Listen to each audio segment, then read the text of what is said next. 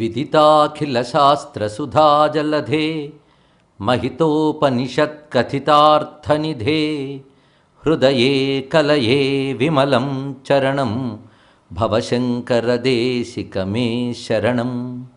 शिवाय गुरवे नमः। श्रीमात्रे नमः। श्रीविष्णुरूपाय नमः शिवाय।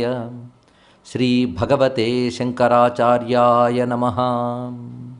వైశాఖ శుద్ధ పంచమి ఆదిశంకర భగవత్పాదుల వారు ఆవిర్భవించినటువంటి రోజు. ఆర్ద్రా నక్షత్రం శివునికి సంబంధించిన నక్షత్రం. ఆ నక్షత్రానికే స్వామివారు ఉద్భవించారు. ఆదిశంకరులు ఆయన యొక్క ప్రతిభ చేత, మేధస్సు చేత, ఆయన ధర్మానికి జ్ఞానానికి చేసిన మహోపకారం చేత ఒక అవతార పురుషులను శ్లాఘిస్తున్నారు. ఒక సామాన్య మానవునికి, మహామహా మేధావులకి అతీతమైనటువంటి కార్యాన్ని చేసిన వారిని అవతార పురుషులు అని లెక్కించిన ఒక పరిపాటి. అలాగే సాక్షాత్ శివావతారమును భావించబడుతున్న ఆదిశంకరులు శంకర సాక్షాత్ అని చెప్పినట్లుగా శంకరులు శంకరులే అనగా సాక్షాత్ శివుడే శంకర భగవత్పాదుల వారుగా వచ్చారని, శివుడు జ్ఞానప్రధానమైన దైవము, ఈశాన సర్వ విద్యానాం ఈశ్వర సర్వభూతానాం అని చెప్పినట్లుగా ఆ జ్ఞానప్రధానమైన శివుని యొక్క దక్షిణామూర్తి స్వరూపమే జగద్గురు ఆదిశంకర భగవత్పాదుల వారిగా అవతరించి సనాతనమైన బ్రహ్మ విద్యని తిరిగి ప్రతిష్ఠించి వైదిక ధర్మానికి మహోపకారం చేసి భారతదేశానికి ఒక సమైక్యమైన క్షేమాన్ని ప్రతిపాదించింది.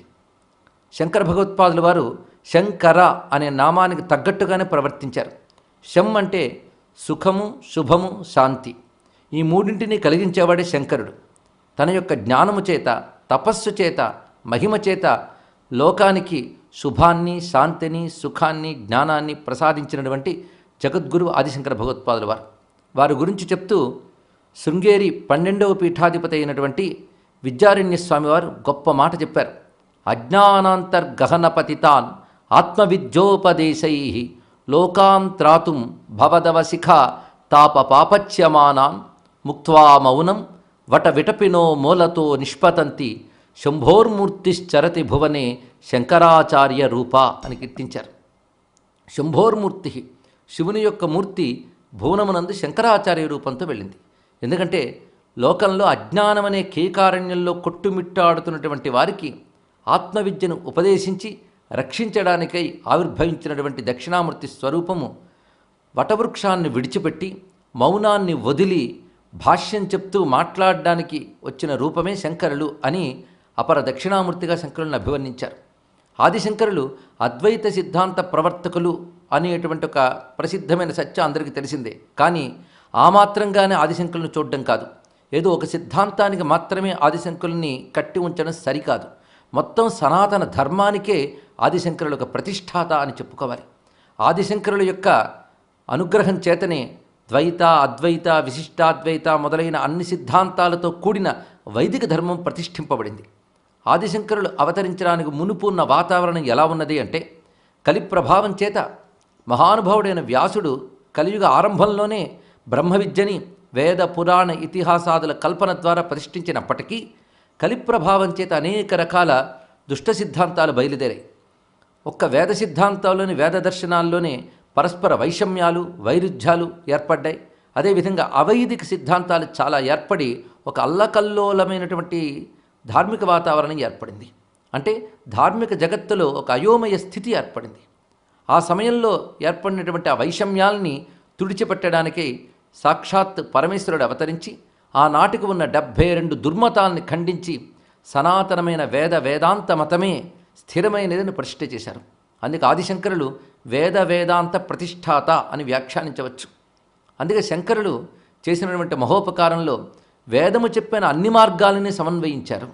ద్వైత, విశిష్టాద్వైత, వీటితో పాటు ఉపాసనా సంప్రదాయాలకు సంబంధించిన శైవ, వైష్ణవ, సౌర, గాణపత్య, శాక్తేయ, స్కాంద ఇలా 6 మతాలని అంగీకరిస్తూ అవన్నీ కూడా అద్వైత సిద్ధికి ఒక సోపానములుగా పరిగణింపబడతాయంటూ ద్వైతాన్ని, విశిష్టాద్వైతాన్ని, అదేవిధంగా షణ్మతాలని వీటన్నిటిని కూడా వైదికమైనటువంటి పద్ధతివి గనక అవన్నీ సరి అయినవే అని అంగీకరిస్తూ వాటన్నిటిని సాధనోపకారములుగా చెప్తూ పరమమైన వేదాంత ధర్మాన్ని ప్రతిష్ఠించారు.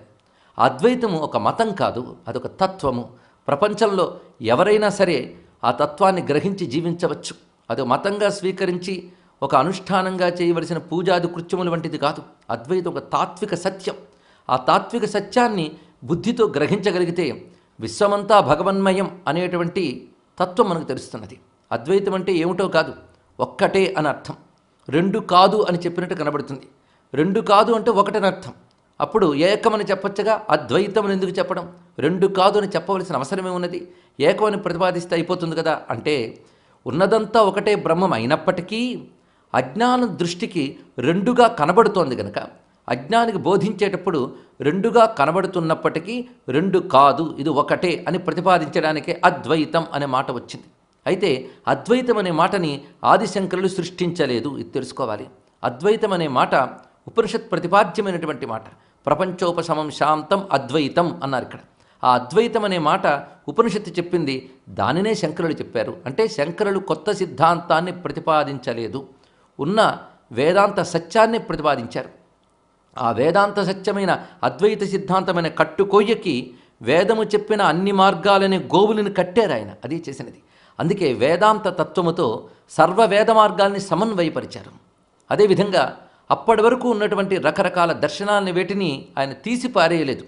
అవి కూడా గొప్ప ఆలోచనా విధానాలుగా అంగీకరిస్తూ ఒక యుక్తితో ప్రశాంతమైన చిత్తంతో స్పష్టముగా ఆ చెప్పిన సిద్ధాంతాలను కూడా పరామర్శ చేస్తూ ఆ పై సిద్ధాంతాన్ని ప్రతిపాదించారు. అందుకే ఆదిశంకరులు భాష్య రచన సూటిగా స్పష్టంగా సరళంగా ఉంటుంది. ఎందుకంటే సత్యం ఎప్పుడు స్పష్టంగా స్వచ్ఛంగా ఉంటుంది. ఆదిశంకరుల భాష్య రచన కూడా అదే విధంగా ఉంటుంది. ముఖ్యంగా 32 ఏళ్ల కాలంలోనే సాధించవలసిందంతా సాధించాడు మహానుభావుడు. ఇన్ని వేల ఏళ్ళు జరిగినా ఆయన నిలిచిపోయి ఉన్నారు. జీవితం అంటే అది. ఒక శంకరులు, ఒక వివేకానంద, వీరందరూ కూడా తమ యవ్వన కాలంలోనే కొన్ని వేల ఏళ్లకు కావలసిన జ్ఞానాన్ని ప్రసాదించారు. అందుకే వారిని అవతార పురుషులు అని కీర్తించారు. 16 ఏళ్లకే ఆదిశంకరులు సమగ్రమైనటువంటి రచనల్ని మనకు అందించారు. ఆయన విజ్ఞానమంతా గ్రంథరూపంలో మనకు లభించింది. వ్యాస భగవానుని తర్వాత అంత విస్తారమైన వాంగ్మయాన్ని రచించింది ఆదిశంకర భగవత్పాదులు వారే. అందుకే శంకరుల్ని మనం స్మరించేటప్పుడు గురు పరంపర ఎక్కడి నుంచి తీసుకువస్తున్నామంటే, మొట్టమొదటి భగవంతుణ్ణి ఆది గురువుగా స్వీకరించే భారతీయ సంస్కృతిలో నారాయణ సమారంభం లేదా సదాశివ సమారంభం అంటూ పరమాత్మనే ప్రథమ గురువుగా చెప్తాం. ఆ తర్వాత బ్రహ్మదేవుడు, ఆ బ్రహ్మదేవుని తర్వాత ఋషి పరంపరకంతటికి ఆద్యుడై బ్రహ్మమానస పుత్రుడైన వశిష్ఠుల వారిని పేర్కొంటాం. వశిష్ఠుని తర్వాత ఆయన పుత్రుడైన శక్తి మహర్షి తనయుడు శిష్యుడు అయిన పరాశర మహర్షి, పరాశర మహర్షి తనయుడు శిష్యుడు వ్యాస భగవానుడు, వ్యాస భగవాను యొక్క తనయుడు శిష్యుడు సుఖయోగింద్రుడు, సుఖయోగింద్రుడి యొక్క శిష్యుడు గౌడ భగవత్పాదుల వారు, గౌడ భగవత్పాదుని యొక్క శిష్యులు గోవింద భగవత్పాదుల వారు, ఆయన శిష్యులు ఆదిశంకరులు. ఇది శంకర గురు పరంపర. అంటే పరమేశ్వరుడితో మొదలై శంకరుల వరకు వచ్చినటువంటి అవిచ్ఛిన్న వేదాంత విజ్ఞాన పరంపర ఏదైతే ఉన్నదో అదే సనాతన ధర్మము. యస్య నిశ్వసితం వేదాహ అన్నట్టుగా వేదములు ఏ పరమాత్మ నుంచి ప్రకటింపబడ్డాయో ఆ పరమాత్మే ప్రథమ గురువు అయినప్పుడు ఆ పరమాత్మ చెప్పిన వేదాల్లో ఉన్నది చెప్పిన వారే గురు పరంపర అవుతారు. ఆ గురు పరంపరకు చెందిన ఆదిశంకరులు అద్భుతమైనటువంటి పరిధానం ప్రపంచానికి అందించారు. అందులో ముఖ్యంగా ఆయన జీవితంలో 3 భాగాలు మనం పరిశీలించాలి. ఒకటి ఆయన రచించిన గ్రంథములు, రెండవది ఆనాడు దేశమంతా ముమ్మార్లు పర్యటించి భారతాన్ని ఒక సమీక్షపరిచి భారతీయ ధర్మములన్నిటికీ కూడా పరమార్థాన్ని చెప్తూ ఒక ఏకత్రాటిపై ఈ సనాతన వైదిక ధర్మాన్ని ప్రతిష్ఠ చేసి నాస్తిక మతాలని అవైదిక సిద్ధాంతాన్ని తూర్పార పట్టించినటువంటి మహానుభావుడు. ఇది రెండవ భాగం. మూడవ భాగము ఆయన చేసిన వ్యవస్థ. ఈ మూడింటి ద్వారా ధర్మ ప్రతిష్ఠ చేశారు. మూడింటిని చెప్పేటప్పుడు ముందు మొదటి విషయాన్ని చెప్పుకోవాలి. ఆదిశంకరులు చేసిన గ్రంథరచన. ఈ గ్రంథరచనని 3 భాగాలుగా మళ్ళీ చేయాలి. ఒకటి భాష్య గ్రంథములు, రెండవది ప్రకరణ గ్రంథములు, మూడవది స్తోత్ర సాహిత్యం. భాష్య గ్రంథములు అంటే భగవద్గీతకి, ఉపనిషత్తులకి, బ్రహ్మసూత్రాలకి, వీటిని ప్రస్థానత్రయం అంటారు. ఈ మూడింటికి ఆయన రచించిన భాష్యము. ఇది చాలా సూటిగా, స్పష్టంగా, సరళంగా, సుబోధకంగా, యుక్తియుక్తంగా ఉంటుంది. అంటే శాస్త్రం చెప్పిన తర్కముతో, హేతువుతో చక్కగా చేశారు ఆ భాష్యమంతా కూడా. అయితే పండితులైన వారికి మాత్రమే అది గ్రాహ్యమవుతుంది. అలాంటిది ఆ భాష్య రచన. ఆ పండితులకు కూడా సరళంగా, స్పష్టంగా చెప్పడం అందులో ఉన్న అద్భుతం. ఆ భాష్యంలో చెప్పినటువంటి పరమార్థం ఏదైతే ఉందో అది కేవలం పండితులకు మాత్రమే కాదు, ప్రతి జీవుడికి కావాలి. అందుకే తరించాలి అనుకున్న జీవులు తరించడం కోసం ఆ భాష్యాల్లో చెప్పిన అంశాన్నంతటినీ రెండవ రకం సాహిత్యాలను అందించారు. అది ప్రకరణ గ్రంథ సాహిత్యం. అది వివేక చూడామణి, అపరోక్షానుభూతి, ఆత్మబోధ ఇలా చెప్పబడుతూ వచ్చిన ప్రకరణ గ్రంథ సాహిత్యం చాలా విస్తారంగా ఉంది ఆదిశంకరుల వారిది. చిన్న చిన్న పుస్తకాలు మొదలుకొని ఉద్గ్రంథాల వరకు ప్రకరణ గ్రంథాలు చాలా రచించారు. ఒక్క వివేక చూడామణి చాలు. అసలు ఏ మతము ప్రసక్తి లేకుండా అద్భుతమైన జీవిత సత్యాన్ని, విశ్వరహస్యాన్ని అందించేటువంటి గ్రంథం వివేక చూడామణి.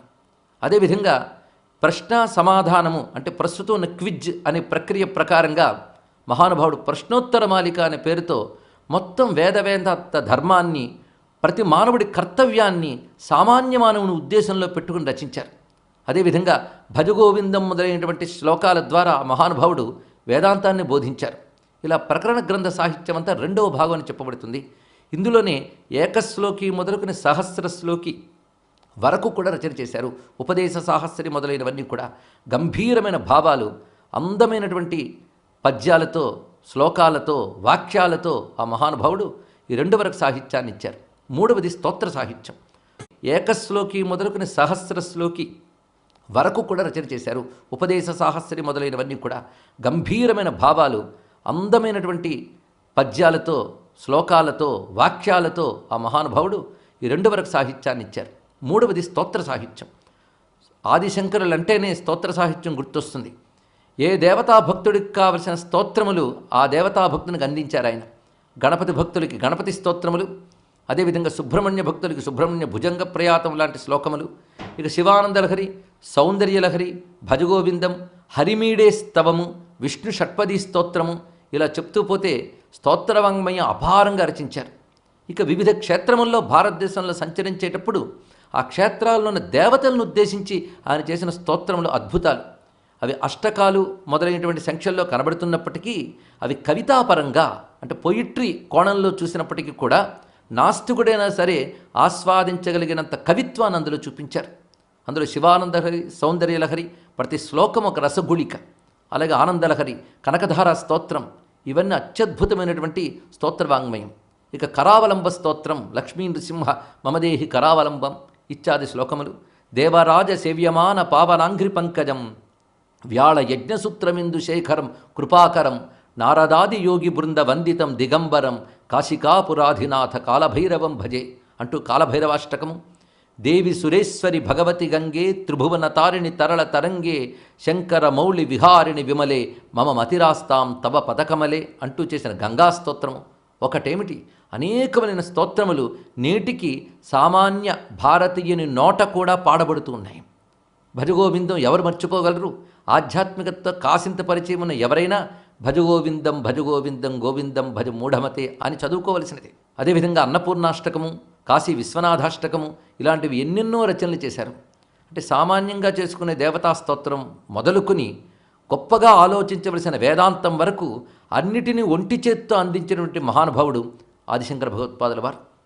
వారి వారి మనఃప్రవృత్తులు బట్టి భక్తితో వెళ్ళేవారు, జ్ఞానంతో వెళ్ళేవారు, ధర్మ మార్గంలో వెళ్ళేవారు. ముగ్గురికి కావలసినవన్నీ బోధించారు. పైగా ఇవన్నీ తీర్థానికి తీర్థం, ప్రసాదానికి ప్రసాదంగా విడివిడిగా ఉండవు, ఒకదానికొకటి అనుబంధం ఉంటుందని చక్కగా చెప్పారు ఇక్కడ.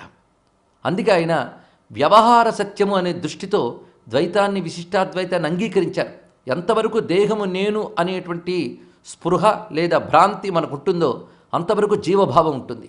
జీవభావం ఉన్నంత వరకు కూడా భగవంతుని మన దాసులుగా ఉంటూ భగవత్ప్రీతిగా ధర్మాన్ని ఆచరిస్తూ దాని ద్వారా చిత్తశుద్ధి సంపాదించుకున్నాక అప్పుడు అద్వైత జ్ఞానము, అప్పుడు జీవేశ్వర అభేదము అంటూ ఒక క్రమాన్ని అందించారు.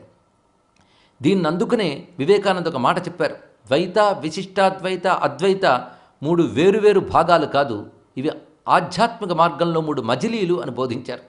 ఇలాంటి అద్భుతమైన సమన్వయం వేదాంతం ద్వారా అందించిన వారు శంకర భగవత్పాదుల వారు. అందుకే ఆయన సమన్వయ చక్రవర్తి అని కీర్తించవచ్చు. ఆయన వచ్చిన తర్వాత మొత్తం వేద ధర్మములన్నీ కూడా తిరిగి పరిపుష్టి పొందాయి. అలా చేసిన మహానుభావుడు చేసిన మూడవ క్రియ ఏమిటి అంటే ఒక వ్యవస్థని ఏర్పరిచారు. మునిపే చెప్పినట్లుగా ఒకవైపు గ్రంథరచన, రెండో వైపు దేశమంతా పర్యటించి ఆయన ఆనాటి మేధావి లోకాన్ని కూర్చోపెట్టి చర్చ చేశారు. ఆ చర్చలతో తన యొక్క యుక్తిని చూపిస్తూ ఇది సత్యం, మీరు ఆలోచించండి, ఏది సత్యమో చెప్పండి అంటూ ఆనాటి మేధావి లోకం అంటే పండితు లోకాన్ని కూర్చోబెట్టి చర్చ చేసి తాను చెప్పిన సిద్ధాంతం యొక్క ఉత్కృష్టతని వారి చేత అంగీకరింపజేసి అలా మొత్తం దేశమంతా వ్యాపింపజేశారు. ఆనాడు ఏ మాధ్యమాలు లేని రోజుల్లో, ఎటువంటి రవాణా సదుపాయాలు లేని రోజుల్లో కేవలం యోగశక్తితో 32 ఏళ్లకే ముమ్మార్లు ఆసేతు సీతాచలం పర్యటించి వెళ్ళిన ప్రతి చోట తన ముద్రని, తన జ్ఞాపకాన్ని నేటికీ నిలిపి ఉంచిన మహానుభావుడు. ఎక్కడో కాలడిలో పుట్టి ఎక్కడో కేదారంలో ఈశ్వరక్షిం చెందిన మహానుభావుడు కాలడి నుంచి కేదారం వరకు ఈ దేశమంతా ప్రతి చోట తనదైనటువంటి ఒక స్వరం వినిపింపజేశారు. అందుకే ఎక్కడో మధ్యప్రదేశ్కి వెళ్ళి ఉజ్జయిని దగ్గర చూస్తే అక్కడ ఒక శంకరుల మందిరం ఉంటుంది. ఎక్కడో ఉత్తరప్రదేశ్ నుంచి వెళుతూ ఉంటే అక్కడ శంకరుల స్థానం కనబడుతుంది. కాశీలో శంకరుల యొక్క నివాసం, అక్కడ ఆయన చేసినటువంటి మహాకృత్యములు ఇవన్నీ కూడా అందరికీ తెలుస్తాయి. అదేవిధంగా హిమాలయాల్లో శంకరులు ప్రతిష్ఠించిన పీఠములు ఇత్యాదులన్నీ కూడా ఇలా దేశమంతా సంచరించి ఒకవైపు తన వాదబలంతో తన యొక్క శాస్త్ర జ్ఞానాన్ని ప్రతిపాదించడమే కాకుండా తన ఉనికితో, తన పాద సంచారంతో ఆ క్షేత్రాలను పవిత్రం చేశారు. అనేక చోట్ల శ్రీచక్రాదులు, విగ్రహములు, లింగములు ప్రతిష్ఠ చేశారు. బదరీ నారాయణమూర్తిని యోగదృష్టితో అలకనంద గంగలో ఆ మూర్తి ఉంది అని తెలుసుకుని దాన్ని తన తపశ్శక్తితో వెలికితీసి ప్రతిష్ఠ చేసిన మహానుభావుడు. ఇలాగా గమనించుతూ ఉంటే ఆదిశంకరులు మొత్తం దేశమంతా ఒకవైపు తన సంచారంతో, జ్ఞానబోధతో చేసినది రెండవ ప్రక్రియ. మూడవది వ్యవస్థ అని చెప్పుకున్నాం. ఈ వ్యవస్థలో మనం తెలుసుకోవాల్సింది పీఠస్థాపనము. ఇది ప్రధానంగా 4 పీఠాన్ని ప్రతిష్ఠించారు శంకరులు 4 దిక్కుల్లో. ప్రధాన పీఠమైనటువంటి శృంగేరి కర్ణాటక ప్రాంతంలో దక్షిణాపథానికి చెందినదైతే, అటు తర్వాత బదరీపీఠము, ద్వారకాపీఠము, పురీపీఠము, ఇలాగా 4 స్థలాలలో 4 దిక్కుల్లో భారతదేశానికి చతుర్వేద సంఖ్యతో 4 స్తంభాల్లాగా ధర్మమనే మహాసౌధానికి 4 స్తంభాల వలె 4 పీఠాలను ప్రతిష్ఠ చేశారు. అదేవిధంగా శంకరాచార్యులు అనేక చోట్ల తన యొక్క విద్యని, జ్ఞానాన్ని ప్రతిష్ఠించారు గనక ఆయన పేరుతో మరికొన్ని పీఠాలు కూడా వ్యాప్తి చెందాయి. అలాగా కాంచీపీఠం కూడా శంకరపీఠముగా కొన్ని ఆధారాలతో నిరూపింపబడుతున్నాయి. వాటిని కూడా మనం గౌరవించవచ్చు. ఎందుకంటే ఆదిశంకరుల విజ్ఞాన పరంపర అక్కడ అవిచ్ఛిన్నముగా కామకోటి పీఠం అనేది ప్రతిష్ఠింపబడి ఉన్నది. ఇలా చూస్తూ శంకరుల యొక్క ఆ పీఠస్థాపన వ్యవస్థను మనం మెచ్చుకోవాలి. ఇది ఆర్గనైజేషన్ స్కిల్స్ అని అంటారు. శంకరుల నుంచి యువత పొందవలసిన స్ఫూర్తి చాలా ఉన్నది. తన జీవితంలో ఒక్క క్షణం వ్యర్థం చేయకుండా సంపూర్ణమైన జ్ఞానాన్ని అందిస్తూ నేటికి ఆ జ్ఞానం విశ్వజనీనమని రుజువు చేయబడేటంత తెలివితేటలతో ఆనాడే ఇంత వ్యవస్థ చేశారు ఆయన. ఎందుకంటే ధర్మాన్ని చెప్తే సరిపోదు, ఆ ధర్మాన్ని నిలిపి వ్యాపింపజేసే వ్యవస్థ ఉండాలి. ఆ వ్యవస్థని పీఠస్థాపన ద్వారా చేశారు. ఆ చేయడంలో ప్రతి పీఠంలో కూడా ఒక దేవతాశక్తిని ప్రతిష్ఠించారు. ఎందుకంటే ఎన్ని కబుర్లు చెప్పినా దైవబలం లేనిది ధర్మాన్ని ప్రతిష్ఠించలేం. లోకంలో ప్రతి మనస్సుకి శాంతిని ప్రసాదించలేం, ప్రకృతికి క్షేమాన్ని కలిగించలేం. అందుకే ప్రతి పీఠంలో ఒక దేవతాపీఠాన్ని కూడా ప్రతిష్ఠ చేసి ఆ దేవతాపీఠాన్ని ఆచార్యులు ఆరాధిస్తూ దైవశక్తిని ప్రోధి చేసేలా చేశారు. ప్రతి ఆచార్యులు కూడా మళ్ళీ శంకరులంతటి వారే ఎప్పటికప్పుడు ఆవిర్భవించడం మరొక విశేషము. శంకరులే పీఠ వ్యవస్థ చేసేటప్పుడు ఒక మాట అన్నారు, పీఠంలో ఉన్న ప్రతివారు నా స్వరూపమే అని భావించాలని ప్రతిపాదన చేశారు. ఆయన చెప్పినట్లుగానే మొత్తం అన్ని పీఠాల్లోని శంకరుల తర్వాత వచ్చిన పరంపర అంతా కూడా శంకరులంతటి వారే రావడం ఒక ఆశ్చర్యకరమైనటువంటి అద్భుతం. ఎప్పటికప్పుడు ఆ పీఠాల్లో సాక్షాత్ అపర సరస్వతీ స్వరూపులు ఆవిర్భవించి వారు కూడాను విశేషమైనటువంటి శంకరుల వాంగ్మయాన్ని లోకాన్ని వ్యాపింపజేస్తున్నారు. అలా పీఠ వ్యవస్థ ద్వారా ధర్మ ప్రతిష్టాపన చేశారు. ఇక శంకరులు అధ్యయనం చేయడానికి కావలసిన శారదను మనకు అనుగ్రహించారు. అంటే వాంగ్మయమే శారదా స్వరూపం. సరస్వతి అంటూ ఒక దేవతామూర్తి అని కాదు, మొత్తం విజ్ఞానము, గ్రంథము, అక్షరము అన్ని సరస్వతి రూపాలే. అందుకే అధ్యయనం చేయవలసిన శారదని ఆయన భాష్య గ్రంథ, ప్రకరణ గ్రంథ, స్తోత్ర గ్రంథ రూపాలతో ఇచ్చారు. ఆరాధించవలసిన శారదని శృంగేరిలో ప్రతిష్ఠ చేశారు. ఇలా అధ్యయన శారదని, ఆరాధ్య శారదని మన అనుగ్రహించారు మహానుభావులు. ఇంకొక విషయం, ఆయన భవ్యమైనటువంటి కాశ్మీర దేశంలో సరస్వతీ పీఠంలో ఆనాడు సర్వజ్ఞ పీఠాన్ని అధిరోహించారు. దక్షిణాపథం నుంచి వెళ్ళిన ఒకే ఒక్క మహాపండితుడు ఆయన. ఇన్ని పరిశీలిస్తే ఆయన శివుడే అని నమస్కరించక తప్పదు. చిత్రం ఏంటంటే తర్వాత వచ్చిన మహానుభావుల్లో కూడా విద్యారణ్యులు మొదలైనటువంటి వారు, చంద్రశేఖరేంద్ర సరస్వతీ స్వామివారు, భారతీతీర్థ మహాస్వామివారు, ఇలాంటి మహాత్ములందరూ కూడా ఆదిశంకరులు చెప్పినటువంటి సత్యం ఎంత విశ్వజనీయమైనదో తెలియజూస్తూనే ఉన్నారు. ఆ పరంపర ద్వారా అందుకున్నది, ప్రపంచమంతా తెలుసుకున్నది ఏ భారతీయ వేదాంతముందో దానికి ప్రపంచ మేధావులందరూ మోకరిల్లుతున్నారు. అది తెలుసుకోవాల్సింది. ఇప్పుడు అధునాతన విజ్ఞానంతో సమన్వయించి చూస్తే సరిపోయేటువంటి తత్వము ఆదిశంకరుల యొక్క అద్వైత తత్వమే అని అనేక విధాలుగా రుజువు చేయబడుతున్నది. అంటే ఈ వైజ్ఞానిక యుగంలో కూడా, తార్కిక యుగంలో కూడా ప్రతిపాదింపబడుతున్న, అంగీకరిస్తున్న సత్యము అద్వైత వేదాంతము. అది మన యొక్క ఉపనిషద్ విజ్ఞానం ప్రతిపాదించింది. దాన్ని శంకరులు స్పష్టపరిచి ప్రతిష్ఠించారు. అందుకే చతుర్భిస్సహితై శిష్యై శంకరో అవతరిష్యతి అనేటువంటి మాట శివరహస్యం అనే గ్రంథంలో వ్యాసులు వారు పేర్కొన్నారు. భవిష్యద్ అవతారాల గురించి చెప్తూ ద్వాపర యుగాంతంలోనే ఈ మాట అన్నారు వ్యాస భగవానుడు. రానున్న కలియుగంలో ధర్మ ప్రతిష్టాపనకి దక్షిణామూర్తి స్వరూపైన పరమాత్మ 4 శిష్యులతో ఆవిర్భవిస్తారు అని చెప్పారు. ఆ 4 శిష్యులు పద్మపాదాచార్యులు వారు, సురేశ్వరాచార్యులు వారు, తోటకాచార్యులు వారు, హస్తామలకాచార్యులు వారు. 4 వేదాలతో ఓంకారంలాగా 4 శిష్యులతో ఆదిశంకరులు భాషిస్తూ ఆ శిష్య పరంపర కూడా కొనసాగుతూ వస్తున్నటువంటిది. ఇది వ్యవస్థ చేసినటువంటి అద్భుతమైన పద్ధతి. అదే తర్వాత వచ్చినటువంటి సంప్రదాయాలకు కూడా మార్గదర్శకమైనది. శంకరులు ప్రతిష్ఠ చేసినటువంటి సనాతన ధర్మాన్ని తర్వాత వచ్చినటువంటి అన్ని సిద్ధాంతాల ఆచార్యులు కూడా వారి వారి భావాలకు అనుగుణంగా వ్యాఖ్య చేస్తూ, వ్యాప్తి చేస్తూ అన్ని రకాల సంప్రదాయ వేదధర్మ శాఖల్ని విస్తరింపజేశారు. ఇలా మనం గమనించుతూ వెళుతుంటే శంకరుల అవతారం గురించి వేదాల్లోనే ప్రతిపాదింపబడింది అంటారు శ్రీ శ్రీ శ్రీ చంద్రశేఖరేంద్ర సరస్వతి మహాస్వామి వారు. ఎక్కడే అంటే రుద్రమంత్రాల్లో నమః కపర్దినే చ వ్యుప్త కేశాయ చ అనొక మంత్రం ఉంది. అంటే జటాజూటం కలిగిన శివునికి నమస్కారము, తల గొరిగించుకున్న శివునికి నమస్కారం అని ఉన్నది. అయితే జటాజూటం కలిగిన శివుడు అంటే దక్షిణామూర్తి స్వరూపం కనబడుతున్నది. తల గొరిగించుకున్న శివుడు అంటే పురాణాలు ఎక్కడా కనబడ్డు. ఆయన ఎవడయ్యి ఉంటాడు అంటే అదే ఆదిశంకర రూపము, అదే వేదాల్లో ప్రతిపాదింపబడింది. రాబోయే స్వరూపాలను కూడా వేదం చెప్తుంది కనుక శంకరుల స్వరూపము వేదమనందే ప్రతిపాదింపబడుతున్నది అని ఒక అద్భుతమైన భావాన్ని పరమాచార్యుల వారు తెలియజేశారు. ఇలా మనం గమనిస్తూ ఆదిశంకరులు ఇచ్చినటువంటి వాంగ్మయంలో రోజుకొకటైనా చదువుకుందాం, దాని ద్వారా మన బుద్ధిని వికసింపజేసుకుందాం అని సంకల్పం చేసుకుని వారి వారి స్థాయి బట్టి స్తోత్ర వాంగ్మయంతో ప్రారంభించుకుని వేదాంత గ్రంథాల వరకు విస్తరిస్తూ సనాతన హైందవ ధర్మాన్ని ప్రతిష్ఠించుకుందాం. జగద్గురువుని ఆశ్రయిద్దాం. వందే శ్రీ జగద్గురుం.